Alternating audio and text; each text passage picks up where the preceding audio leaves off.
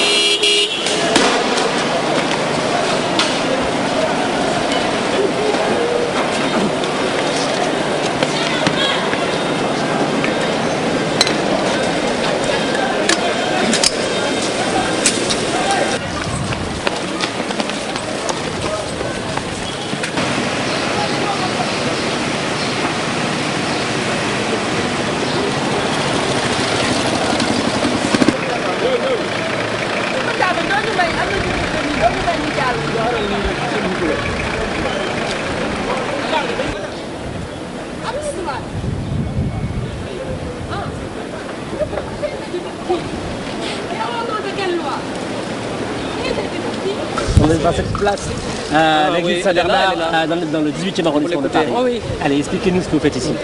Je suis ici pour manifester, pour dire mon indignation devant cette dictature qui ne se cache plus, devant cet arbitraire contre lequel il faut que tout le peuple sénégalais se lève. Passez par là. Pour wax ni situation bi d'accord ci ëllëg situation bi dañ ko bàyyi dañ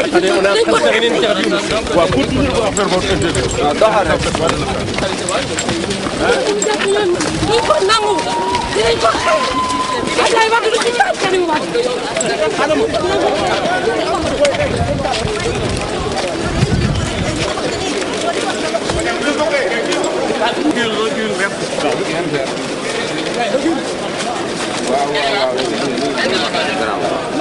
yow maman la man bëgguma ñu sonal lu baax loolu rek moo tax. mais yàgg nañu sonalaate. waaw man bëgguma yëpp. sonal nañu maman. waaw kay. te ñeenti génération ñoo fi la chaque jour. waaw dañu am 85 ans. waaw kay man dama la soxla ñëw gën ngund xataan leen. man non man yow laa àndal déggu ma. mu tax Abdoulaye Wade toog waaw kay man yow laa àndal. Abdoulaye Wade day dem. waaw léegi fu ngeen di ko yóbbu. non fu ngeen di ko yóbbu.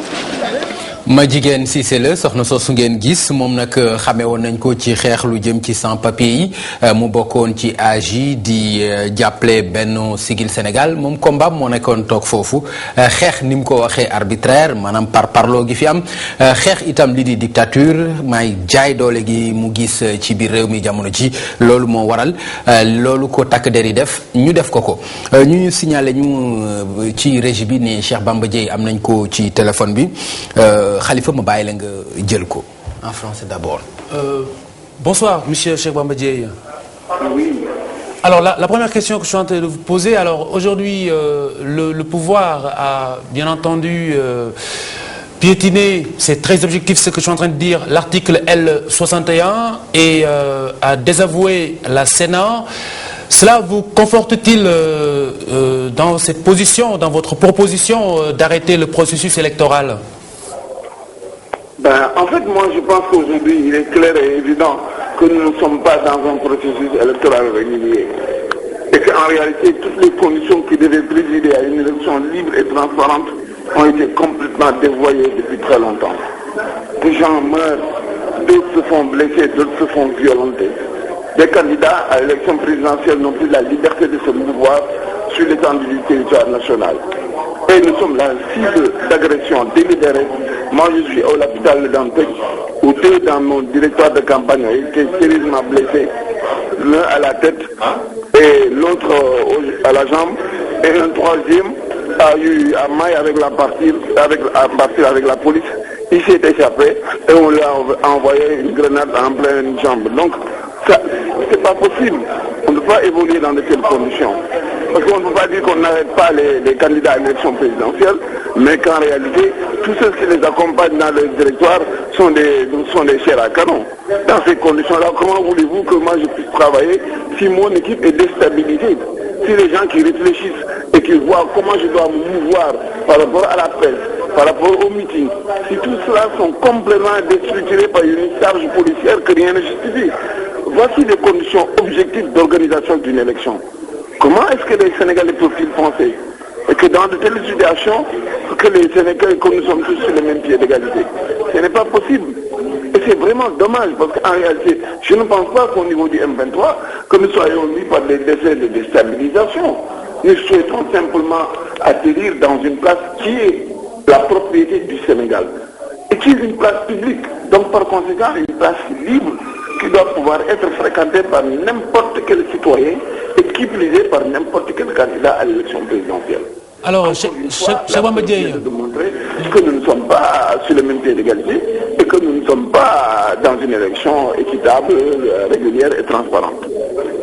Du coup, Cheikh Bamba-Dièye, cela vous conforte dans cette position de vouloir l'arrêt du processus électoral? Moi, j'ai préconisé l'arrêt du processus électoral pour des raisons évidentes. Nous connaissons ce que c'est une campagne électorale. Moi, j'en suis à la 3e présidentielle à laquelle j'ai participé une fois en tant que directeur de campagne et 2 fois comme candidat. J'ai fait 3 fois toutes les élections au Sénégal. J'ai eu une large expérience de ce que c'est le cursus et le contenu et la manière dont les élections se passent dans notre pays. Tout le monde est dans une certaine forme de morosité. Tout le monde est déprimé. Déprimé pour une élection aussi capitale qui va justifier l'avenir de notre pays et en prélude un choix que nous devrons faire sur celui qui devra présider aux destinées de ce Sénégal. Je pense que personne n'a le droit de se tromper soi-même. Un tel processus n'apportera rien de bien, rien de constructif au Sénégal. Et moi, je voudrais que les Sénégalais et tous ceux-là qui aujourd'hui peuvent apporter quelque chose puissent se ressaisir et qu'on aille comme les Sénégalais nous ont toujours habitués à des situations où ils ont pu se tirer avec extrêmement d'intelligence, une situation qui nous va mener droit sur le mur, il faut qu'on l'arrête. Ce processus-là, c'est une mascarade pour donner un alibi à Abdoulaye Wade pour continuer à être président de la République. Ce n'est pas une élection présidentielle. C'est tout sauf cela. Sinon, on ne nous aurait pas gazé, on ne nous aurait pas agressé, on n'aurait pas violenté les éléments de notre directoire, on ne serait pas dans des restrictions de liberté. On est dans tout sauf dans une république. On nage en pleine dictature. Et on parle d'élection. Quand même, franchement, c'est pas possible. Cheikh Bamba-Dièye, vous avez été vous-même été interpellé. Alors, comment est-ce que, dans quelles circonstances est-ce que cela s'est-il passé? En réalité, moi, j'ai répondu au mot d'ordre du M23, en l'occurrence au mot d'ordre du professeur Ibrahim Fall, qui a appelé à une manifestation, à un meeting sur la place de l'indépendance. Nous sommes arrivés. Dès l'instant que nous sommes arrivés au niveau de la gare ferroviaire, nous avons vu un cordon de police qui nous attendait. Moi, j'ai pu passer sans qu'ils puissent se rendre compte que je suis passé, mais ils ont chargé mes responsables à des niveaux extraordinaires. Je continuais tout le dispositif de Dakar, je suis arrivé au niveau de l'hôtel Pullman, et j'ai forcé le premier barrage. Je suis arrivé au niveau de la place de l'Indépendance, où j'ai vu un jeune auxiliaire de police qui peut-être n'était pas au frais, mais qui, n'eût été l'intervention d'un de ses chefs, on en serait venu aux mains. Et c'est assez catastrophique. J'ai été encerclé par tout un dispositif de police qui m'a amené juste vers la B6. En voulant m'intimer une direction, j'ai refusé. Eh bien, ils m'ont invité et une invitation d'une dizaine de policiers pour entrer dans un véhicule, je crois que c'est tout sauf une invitation. Eh ben, on m'a embarqué dans le véhicule, j'ai trouvé le commissaire Aronesi là-dedans, ben, on a discuté, comme je le connais, il a été commissaire à Saint-Louis, mais ça s'est passé très bien à l'intérieur du véhicule. Donc ils m'ont déporté le plus loin du champ d'opération, m'ont confié à un autre commissariat qui m'a ramené pas très loin du siège, parce que je voulais pas que la police m'amène jusqu'au niveau de mon siège, ce serait encore d'autres sources de déchauffourées, etc., etc. Voilà comment ça s'est passé, et qu'on me dise que moi je suis libre, et que j'ai pu choisir la direction, c'est pas le cas. Parce que nulle part je n'ai été consulté là où je dois aller, ou là où on doit me déposer. Voici l'état et la relation qui est faite à un candidat à l'élection présidentielle. Cher Mamadou, voici la dernière question avant le Wolof. Oui, cher Mamadou, pour clarifier un peu l'amalgame, là où vous invoquez l'article L61 pour justement tenir cette manifestation, le ministre de l'Intérieur parle de délit de vagabondage. Qu'est-ce que vous dites à l'opinion là-dessus? Mais est-ce qu'il nous prend pour des vagabonds? Pardon? Est-ce que c'est sérieux vraiment? Lui, il nous prend pour des vagabonds? Avons-nous la tête de vagabond, nous? Est-ce que Cheikh Bamba Dièye, député à l'Assemblée nationale, professeur Ibrahima Fall, ancien fonctionnaire des Nations Unies, Idrissa Seck, ancien Premier ministre, Ousmane Tanor Dieng, ancien directeur de cabinet du président de la République, Gadio, ministre des Affaires étrangères, et que tous ces messieurs-là ont la tête de vagabond? De qui se moque-t-on? Très bien. Cheikh Bamba Dièye, je vous remercie. Avec Ngoné Ngom pour le Wolof, s'il vous plaît. Cheikh Bamba Dièye, candidat Khalifa Diakhaté tey jii kon ci manifestation gi monsieur Dièye tey jii police kon tegoon na la loxo ab diir laata ñu la bàyyiwaat nga génn ci yenn circonstance la jàpp gi amee naka nga ko dundee ak ñoom. waaw moom xam nga ñun dañoo xëy comme ni nga xamee ne moom la ñu amee mot d'ordre fu kenn ci waa M23 yi di organiser yi ci candidat yi ñun ñëpp ñu fekk. tey jii nag professeur Ibrahima Fall moo aaye woon ci place Indépendance bi mu wootee ñëpp fa ku nekk ñëw waaye ñun naka ñu jógee si la ñu xam ne police topp nañu bi ñu yegsee si gare bi si la ñu gis cordon de police ñu taxaw sans sommation laa wax daal di attaqué suñu directeur de campagne attaqué suñu ay oto toj suñu ay vitres jël lacrymogène dóor ci biir oto yi blessé ñu ñett ci sama gars yi fii ma leen di wax nii maa ngi ci hôpital la Dantec di seet sumay gars yi kii grenade lacrymogène ci bopp la ko jot kii ci tànk la ko jot keneen ko dañ koo arrêté di ko yóbbu police su xam ma lan ci booru aéroport ba mu rëcc xeex ak policier bi tëb ci pont bi wàcc ñu fekk nga fa ak benn lacrymogène fa la jëlee blessure lii mooy li xew te ñun dañoo xëyoon pour dem ci benn place boo xam ne nee na ñooy place la ci biir place Sénégal place de l'indépendance la tudd ñu bëgg faa dem pour wane ni fa ay candidat la ñu taxaw foofu comme ni Abdoulaye Wade amee sañ-sañ bu génnee Paleen jaar place de l'indépendance dem fu ko neex ñun tamit noonu la ñu amee sañ-sañ génne suñu biir kër ñëw place de l'indépendance mais nag 2 poids 2 mesures moom la ñu téye réew mi ñii buur la ñu ñii ay baadoolo la ñu ak jàmm noonu lañ ko jàppee ndax tey jii bu ñu waxee ne du ñu laal candidat yi te terewul ñu ànd ak candidat yi ñu lay sox jëm ci seen kaw jël matraque jëm ci seen kaw ça veut dire que ni y a une terreur boo xam ne bëgg nañ ko samp ci bopp nit ñi gëmloo nit ñi ni ñii bu ñu leen déstabiliser parce que nit du moom kot kuy candidat du yow kot yow ak sa équipe de campagne ngay mën a taxaw pour mën a doon candidat bu ñu xëyee nag bis bu nekk di sox di jëm si sa équipe de campagne ça veut dire que ñu ngi lay déstabiliser te buñ ñu waxee ne ñun ñëpp ñoo yem dem ñuy nax bu ñu waxee ni respecté nañu candidat yi dañuy nax nit ñi te sénégalais dañ cee war a yeewu jaay doole moo am ci réew mi am na daal nit koo xamee ne bu sotti pexeem sottee mooy muy walaat suñu kaw bopp dëgg suñu ndond nekkaat président de la république te kooku duñ ko may ndax jënduñu moomuñu duñu ay jaamam jënduñu moomuñu duñu ay jaamam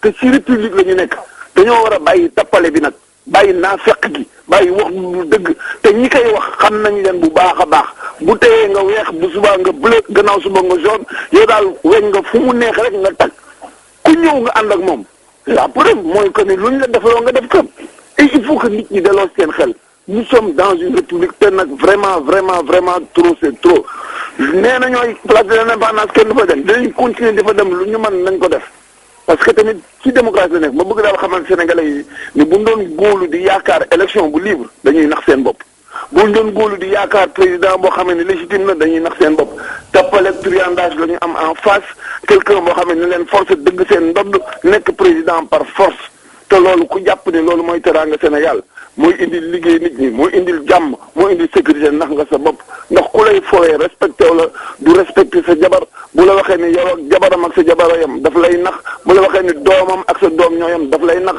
bu la waxee ni yemale na ak ay partisans am daf lay nax réew mi ñëpp ko bokk waaye du ñu nangu benn nit rek daf ko tuba yi paate ci paate képp di séddale bukki bii bu bii sàmb bi seen njëkkante seen njëkkanaat yi mënul yegg te du dem c'est ça la réalité.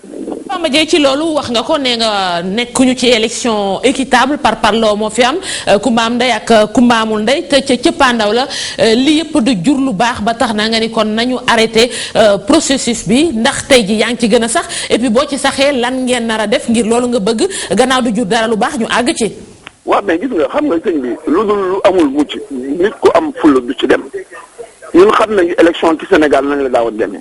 man ren jii mooy sama ñetteelu yoon may dem ci élection présidentielle ñaar yi nekk naa ci candidat benn bi nekk naa ci directeur de campagne beneen élection bu mën a doon def naa ko ñetti yoon ci Sénégal xam naa démb nan la élection daaw demee léegi tout le monde est déprimé kenn xamul affaire bi saful neex saful naqari les gens sont en train de se chercher tout le monde se cherche te loolu dafa jëmul kër élection yoo xamee nag dafa war a génneel Sénégal équilibre bu mat dispositif bu taxaw président bu légitime mu mujj doon élection wu xusma ñàpp yoo xamee ni da ngay jël sa mbir taxaw jox ko benn mag moo xam ne dem na ba ay balam jeex il est complètement périmé mu am ñeneen ñu nekk ci gannaaw def ko xusma ñàpp di téye loolu du sécurité Sénégal suñu ko bàyyee mu dem demee benn waaye dina nekk ci gannaaw di commander suñuy force de sécurité yi di commander suñu armée di jël suñu xaalis te du rendre compte ma Samba du rendre compte ma Demba ku nekk si ñun am nga ci sa biir kër mag mu toy na Ablaye Wade xam nga ni day absenté xam nga ni ay jamono du xam nu mu demee xam nga ni ay jamono du teew te mag rek doy na ci feebar c'est pas sérieux du sécurité nit ñi nañu am fulla seen ay moroom rek ñoo nekk sur le terrain di rayante suñu ñemee nañu bàyyi Abdoulaye Wade fa mu nekk xam ne baax jeex na macha allah mu dem noppalu ji ñoom ñi làqatoo weer wi làqatu guy nag ñu génn en plein jour am courage affronter ay nawleen ndax ñun suñu bàyyi nekku fi yaa ngi dégg ay njirim lañu bu fekkee nañu xool dafa war a am fit am fulla ñoom ñoo téye koppar réew mi war nañ ñoo mën a ñemee nag song ñu rayante ak ñoom sur le terrain.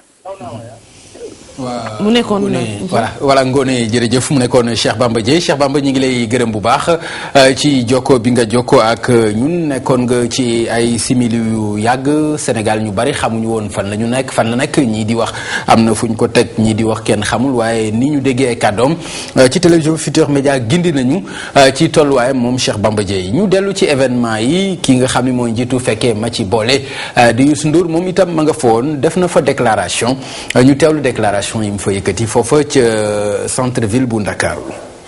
La démocratie est en train d'être bafouée dans notre pays.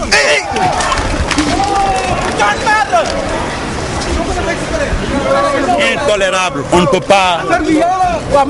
On essaie d'accéder à la place de l'indépendance, qui est un symbole pour tous les Sénégalais. Et là, on se rend compte de ces dispositions. On se rend compte quand même de l'agressivité.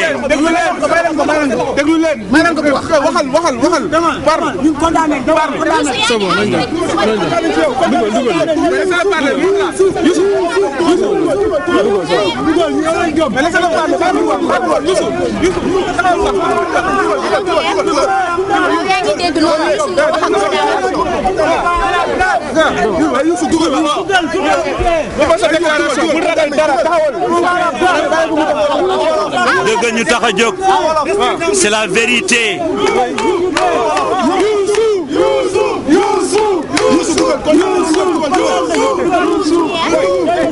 Déclaration, parle, tu as le droit de parler.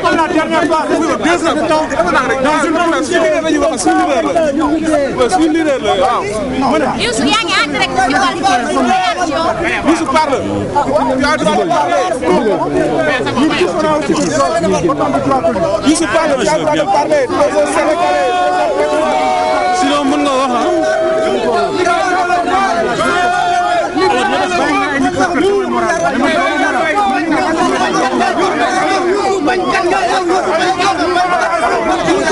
La démocratie.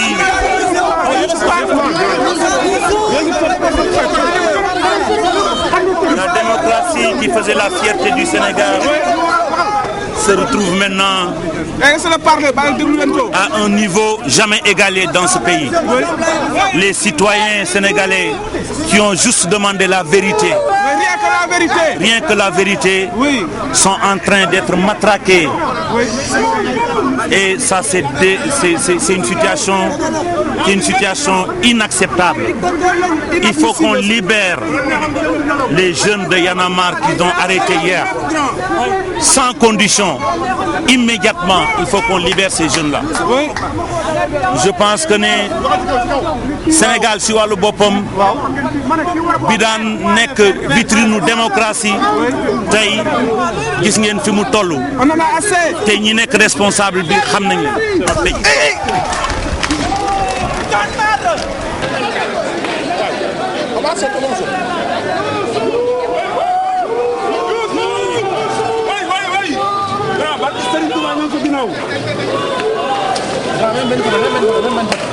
Go!